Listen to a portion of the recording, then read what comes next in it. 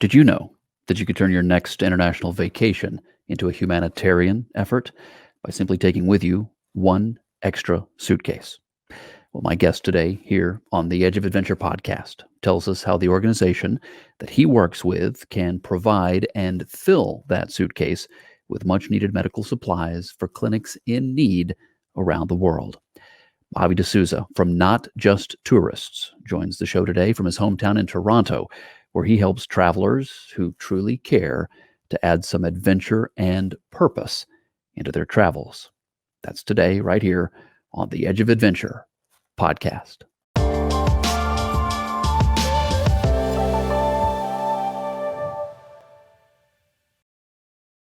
Avi D'Souza of Not Just Tourists. Welcome to the program.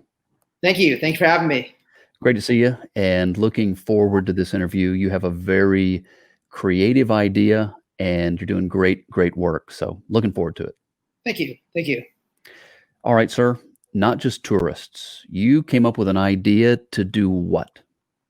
So basically, Not Just Tourists, what we do is in Canada and all over the world, there's oceans of medical supplies that get thrown out every day. They're perfectly usable, bandages, gauze, syringes, tapes, things that people, die over all over the world. So we essentially collect them, pack them into suitcases, and send them overseas to people that need it. And this is all done through travelers. There's no money in the organization. What gave you this idea, right? I mean, so that there's all this stuff going to waste. Did you work in that profession? How did you come to realize that there was all this going to waste and such a wonderful opportunity in the process? So I was actually living in Honduras, and it's not my idea. It was actually started by Dr. Ken and Denise Taylor in St. Catharines. Basically, they went to Cuba and they saw a need for, supplies on the shelves. They visited a clinic and they saw that there's no bandages, no syringes, there's nothing on the shelves, and they decided to start bringing things over. And this movement was born 30 years ago. And I was living in Honduras. I saw the needs in the medical system there, and it really kind of bugged me that nothing was happening. And then I moved back to Toronto and got it all started up over here, and it's the best thing I've ever done. So if we were to think about this, you guys are based in Toronto, Not Just Tourists Toronto. My guest today is Avi D'Souza, the founder of Not Just Tourists Toronto. Mm-hmm. And this then helps to take medical supplies to what countries around the world? So we've sent stuff to 82 countries around the world. We've sent over 1 million pounds of medical supplies. So a lot of our supplies go to Cuba, the Caribbean, places that, Canadians and Americans are visiting fairly often. But we've also sent a fair bit of supplies to, many countries in Africa, to Cameroon, to, South Africa, Angola, Botswana, you name it. And we've also sent a lot to Asia as well. So like your Vietnam, Cambodia, Thailand, India. So these supplies, right, over here, maybe in the US or Canada and some of the other nations around the world, they're going to waste. Mm-hmm. They're extra. And what's the process then to make sure that they are properly distributed? Sure. So kind of upstream, when I say there's excess supplies, basically in Canada, we get a lot of our supplies from home care. So people get supplies delivered to their house, and then they either get better or they pass away, and their families are left with boxes and boxes of these perfectly good unopened supplies. So travelers would visit our website, njt.net, fill out a form, a travel coordinator will contact them, talk them through it, give them the suitcase, and then they're off to the races. So basically, they'll bring the suitcase to the destination country. We have a list of different clinics that they can visit. Or, a lot of times we're trying to supply very remote clinics, so places that never get anything. And these are small bush clinics, so they wouldn't have a website. A lot of times they don't even have phones. So we encourage travelers just to bring a suitcase, and they can find these small kind of clinics outside the big cities. So someone wants to join up and they say, hey, look, I like this idea. Once we get past COVID, I'm going to be traveling again. They're going to check out your website. What's the process for them? Are they, what's their commitment on their end in order to work with you guys and help deliver these supplies? So the commitment's pretty simple. They fill out a form on the website. We're completely non-political. We're non-religious. So the only thing we ask is no ideologies attached to the suitcase. The bigger idea behind our project is it's about connecting people. It's in the world, I find that there's a lack of connection that's leading to so many different issues. So the suitcase is a way to talk to local people, find out where the needs are and just show friendship to people. And that's kind of the bigger idea. The project's about love and loving people. And this is why there's no money. It's just a way to connect, right? And it'd be so much easier to take these supplies, put them in a container and send them out, as opposed to individually pack suitcases, do paperwork, go through all the efforts that we go through. But really the idea is connecting people.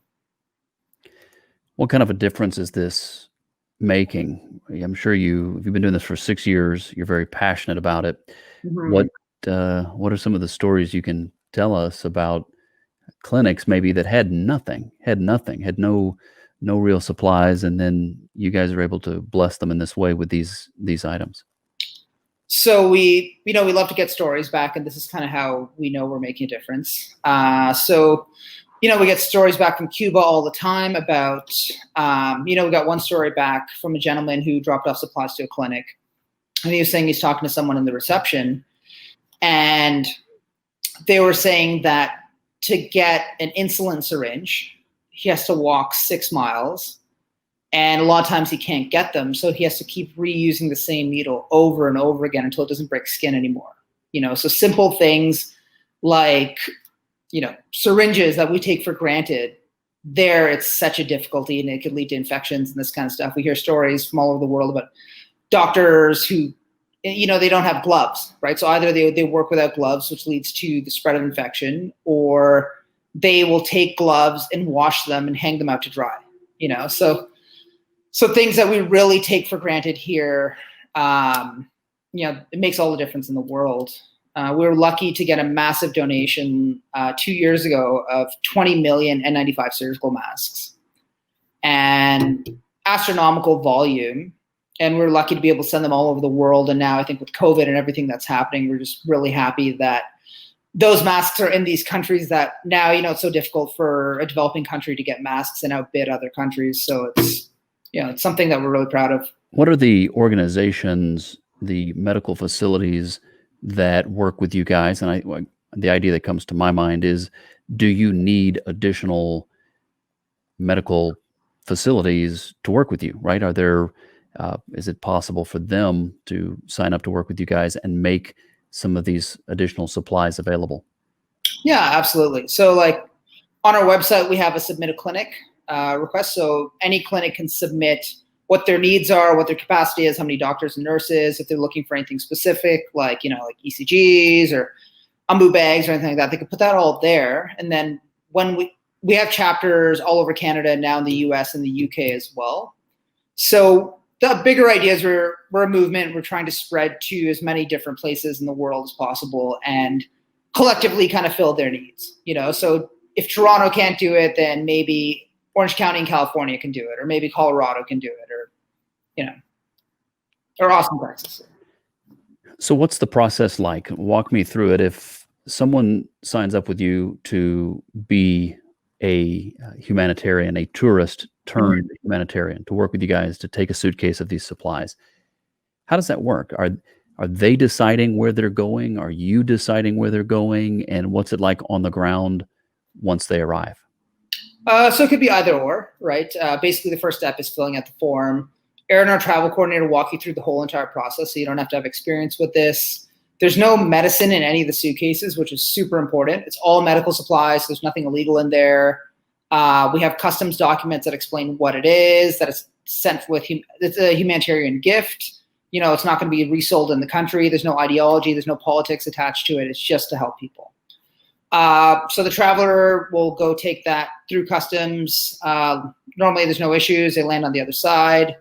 And then from there, it's up to them to either go to the clinic that's on our list, and we have 500-600 clinics listed, or they can also find a clinic on their own. And that's kind of the adventure of it as well. So I recently went to Madagascar and took a suitcase there, and that I wasn't able to find a clinic on the internet. So I just went there with a suitcase, understanding that there's needs in that country, and that's where the adventure begins, right? So you get to talk to local people, ask them, where people get treatment, what the needs are, that kind of stuff. And I found an amazing pediatric clinic and was able to take it there, and they were overjoyed with everything we gave them. We had a children's stethoscope, which is quite a luxury. They're quite expensive. We got to bring one of those, and the doctor's so happy about it. So,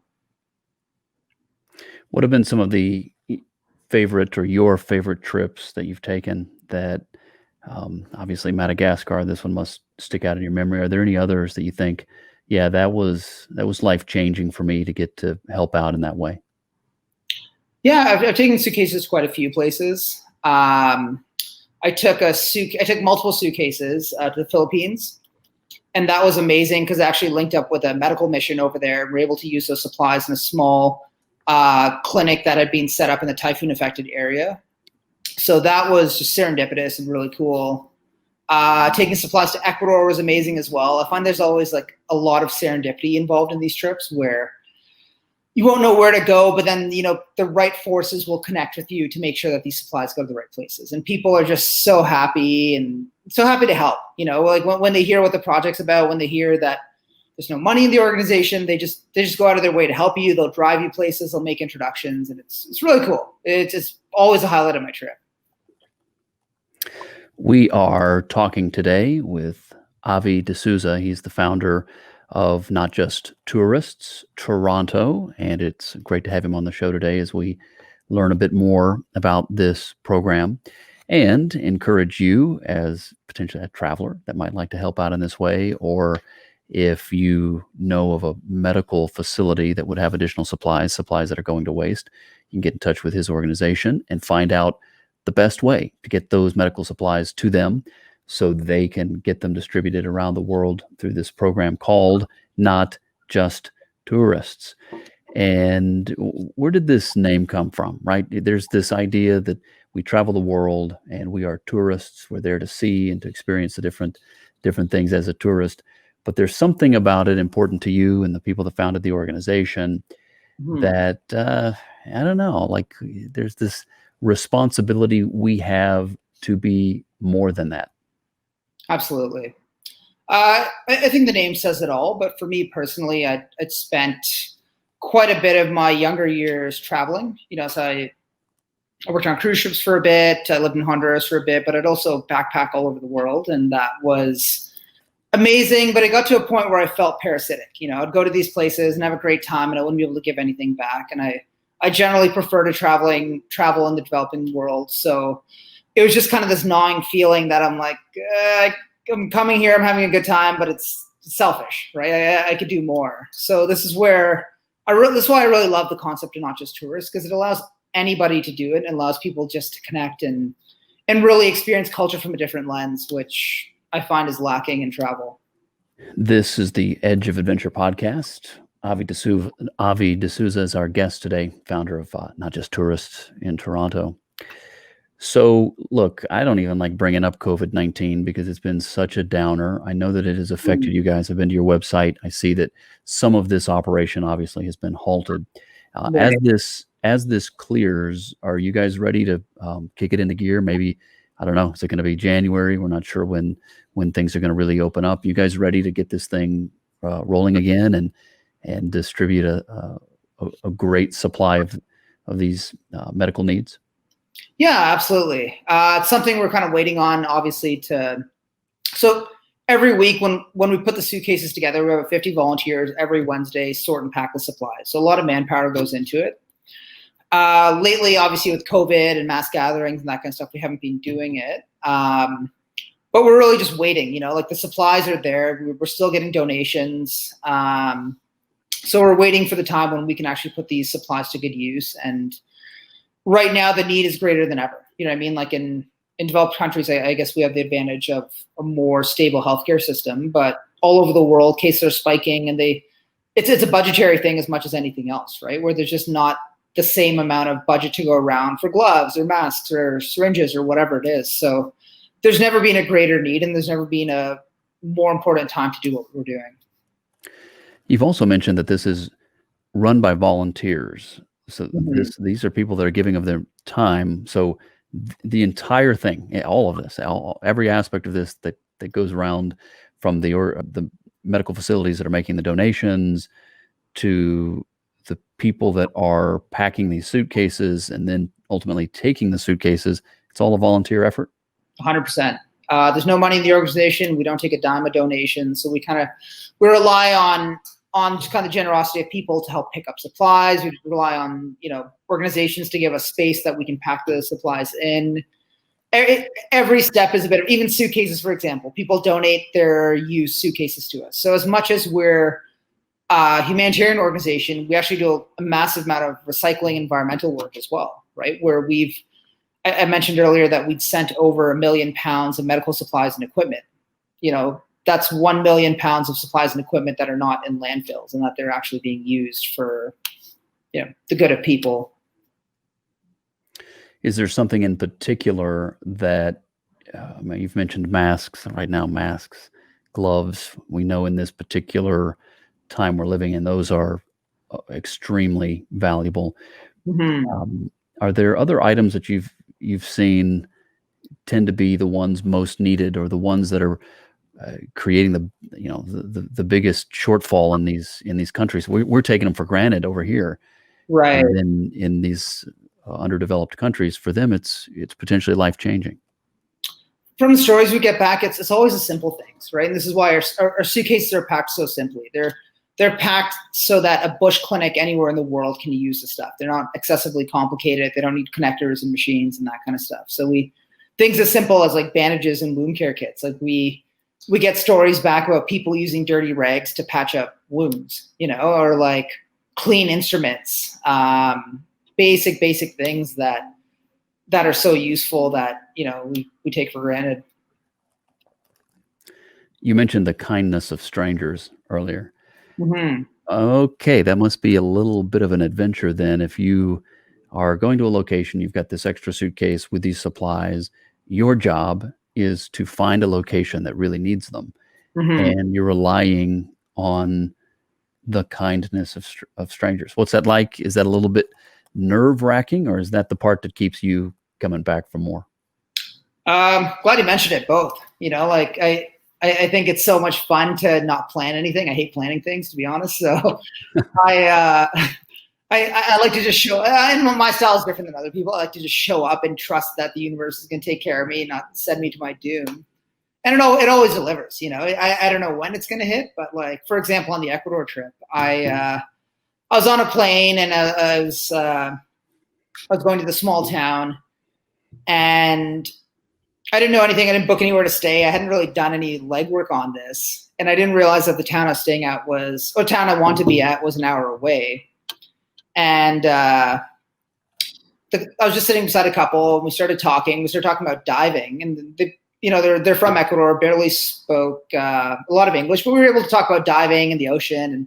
And from there, we started talking about NJT. And then from there, they ended up driving me to that city, because it was late at night. And they're like, no, don't take a cab, we'll drive you. So little things like that didn't have to happen always end up happening. And it just reaffirms my faith that, you're in the right place at the right time. So again, to find out more information, I'm going to refer everyone to njt.net. That's njt.net, not just tourists. And our guest today is Avi D'Souza. He's with Not Just Tourists in Toronto. Be sure you find him online. Social media, let's talk about that a second. Instagram and Twitter, at Not Just Tourists, at Not Just Tourists on Instagram, also on Twitter. And you'll find their Facebook page. You can either just search for Not Just Tourists, or you'll find them at facebook.com/njt.net. But again, all the information is at njt.net.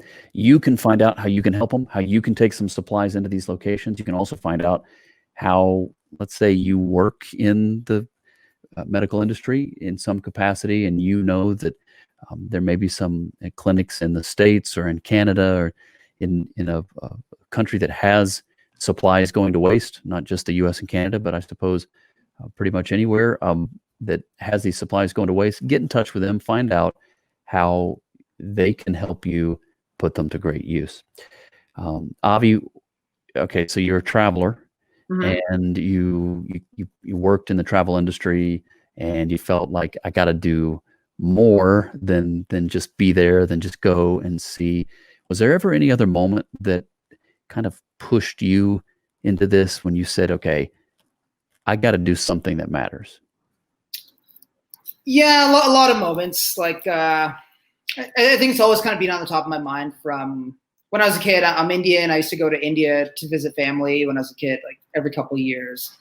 And you just see the situation that people are in, and just the abysmal suffering, and the lack of resources. So in my mind, it's always been a dream of mine to try and do something. And when this came up, I'm like, no more. I'm not going to wait anymore. I'm going to bring this together, and I'm going to push it forward because the world needs it. And it's been the best decision I've ever made. A lot of my best friends are volunteers in the organization. We have, when we're packing supplies, we go out for drinks every week. It's just a lot of fun, and then this is kind of what it is, where it's just like a fun way of doing things and a fun way of looking at the world. So other than the things we've already talked about, are there any other needs? What else do you guys need as people kind of fall in love with this concept and this project? Uh, what else would you want them to have in mind as they think about not just tourists? So for me, I think the biggest needs is just more chapters. The idea works. We've proven it works. It's worked for 30 years. And now I'd love to see 1,000 chapters. This is my goal. It's my dream. In my lifetime, I want to see 1,000 chapters out there. I want to see one in every city, because in every city, there's medical supplies that get thrown out. There's perfectly good things that get thrown out. And then at some other city in the world, there's people that need it. So it just makes sense to have more of these organizations. And I'd love to see it all operate without money. I want to prove to people that it's not all about money. It's people can, trust in the goodness of other people. And then that's really what we're about. So approximately how many chapters do you guys have now? If you think about the US and Canada, approximately how many chapters do you have? 12 chapters. 12. Mm-hmm. Okay. And how many of those are in Canada with you up there? The majority are in Canada. I think only, I believe, 4 are outside of Canada, right? Okay. So we have one in Denver, one in the UK, one in Orange County, California, and one in Arizona as well. All right. So we need some new chapters. So if you feel like your part of the world needs this, then get in touch with Avi and the guys at Not Just Tourists. Again, you can look them up at njt.net. Yeah. Avi, I think you and the team have a very innovative idea. It's definitely making a difference, and it's wonderful to see that it isn't all about the money. And I like the fact that you're making that point. It's about service. So yeah. What's the call to action as we wrap up the show today? What do people need to know about travel in general and about NJT? Yeah, I think in general, it's as easy as going to the website, njt.net, and signing up. Take a leap, go on an adventure, and love people. That's what it's all about, connect in these difficult times, and we're all in this together, so we'll make it through. I dig it, brother. Thanks for joining me today here on the Edge of Adventure podcast. And I'm encouraged, right? This is what I like to do. Get to meet people like you who are doing things that matter, serving other people, finding a way to make a difference. You guys are doing it. So I appreciate your work, brother. And it's an inspirational story. So keep up the good work. Let me know how I can help sometime, and we'll be in touch. And just again, thanks for taking the time to join us for the show today. Amazing, Adam. Thank you so much. Really appreciate you guys covering us. All right. Rock on. We'll talk again soon. Sure. Thank you for joining us for this edition of the Edge of Adventure podcast.